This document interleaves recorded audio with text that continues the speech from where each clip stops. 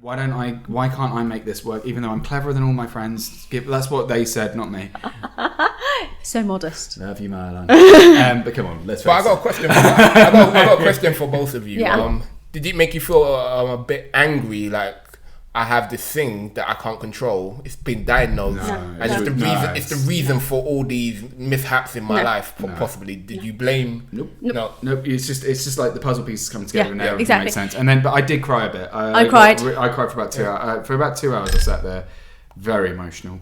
I was like kind of in a room in Chile. In Peru. Was it Peru or Chile? No, it was Chile.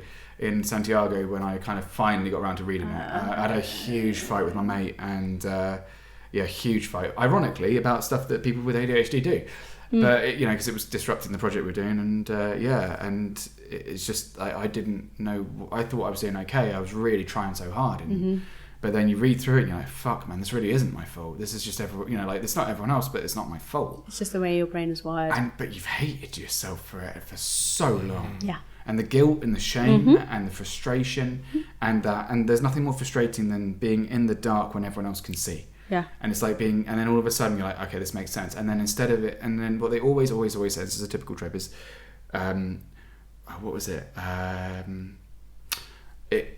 We're all a bit ADHD is one of them. But no, because it just belittles actually. And then all of a sudden you're being sacked for actual ADHD symptoms by someone who says we're ADHD as well. In other words, you forget your keys occasionally, bitch. You know how many times it took me to get out the door today? 3. Okay. Oh, I did that locked the other door, unlocked it, went inside, came back outside, couldn't find my keys, went back inside to try and fucking find them. 10 minutes later, couldn't find them. But see, this is one of the things. So I had some of my friends stay over the other night, and I was like, so I keep my keys on my door. And literally, I have to keep them hung on my door because otherwise I will forget them when I leave home. And you come up with all these coping mechanisms and strategies. You're going to love my flat. Everything's out in the open. I've just written an article about that. It's everything. Yeah.